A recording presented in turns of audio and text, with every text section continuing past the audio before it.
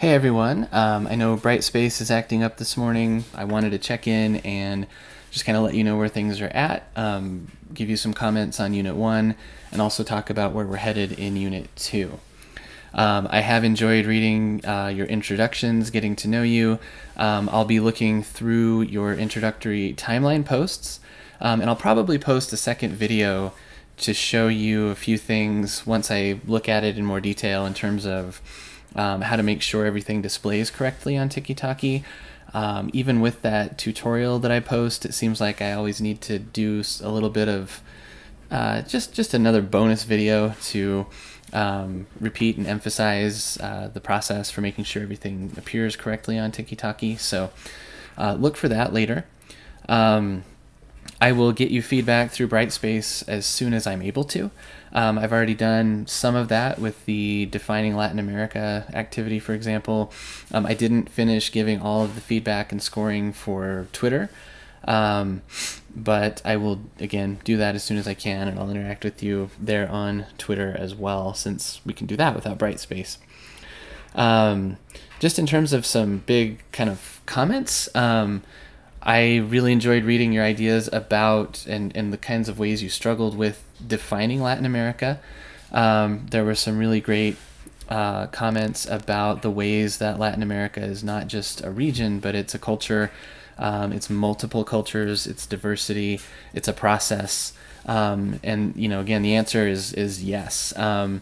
Something that activity really emphasizes is that Latin America is no one thing.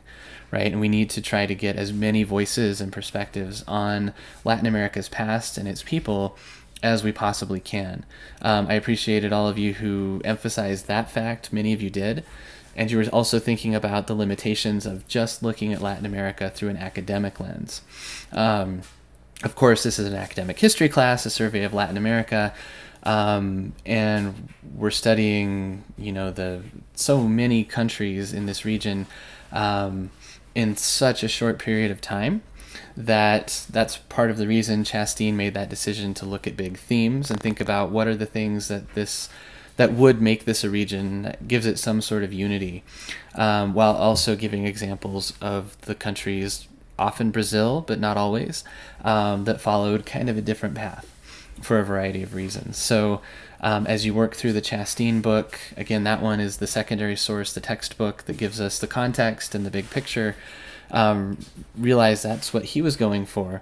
The Problems in Modern Latin America book, Wood and Alexander, tries to give us excerpts from a lot of different folks. So we get some of those different scholarly positions and ideas. So some of the sources are secondary.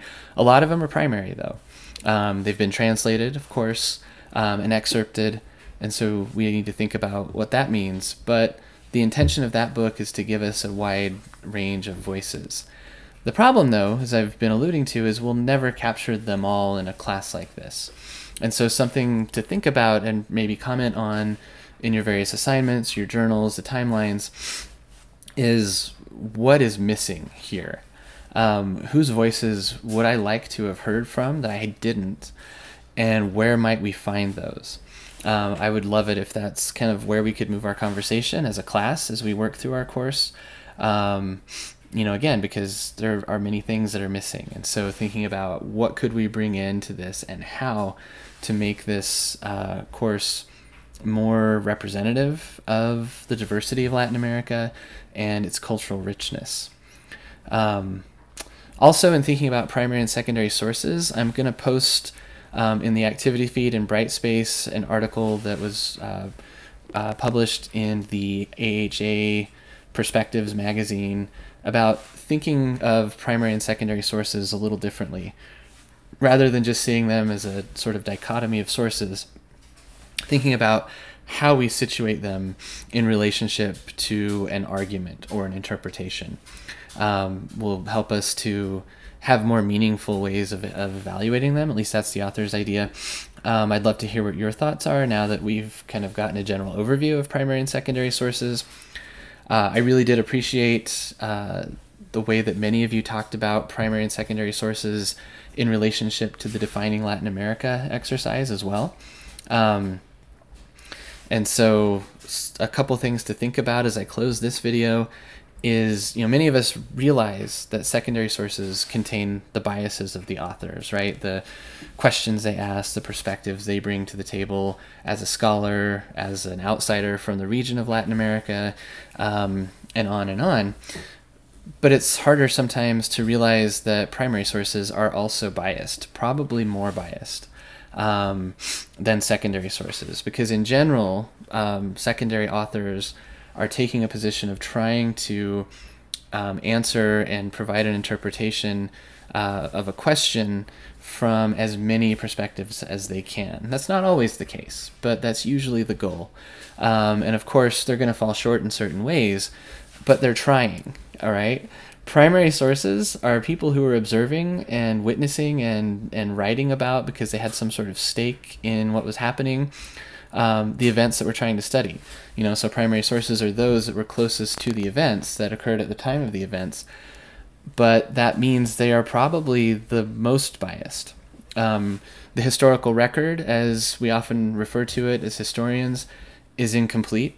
There are a lot of gaps. We don't have everyone's voices from the past in a written record for sure, but even in the records that were written down, there are gaps in terms of what we could have in an archive and what we could have available to us. It's just not all there, right? So we're working with a puzzle that has some pieces, that has a lot of pieces missing.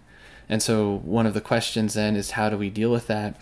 And how do we kind of read between the lines to recognize the biases of the authors of primary sources or the creators of primary sources, in order to recognize that the historical evidence, it's not just a collection of facts, but it's people presenting us their way of seeing those events.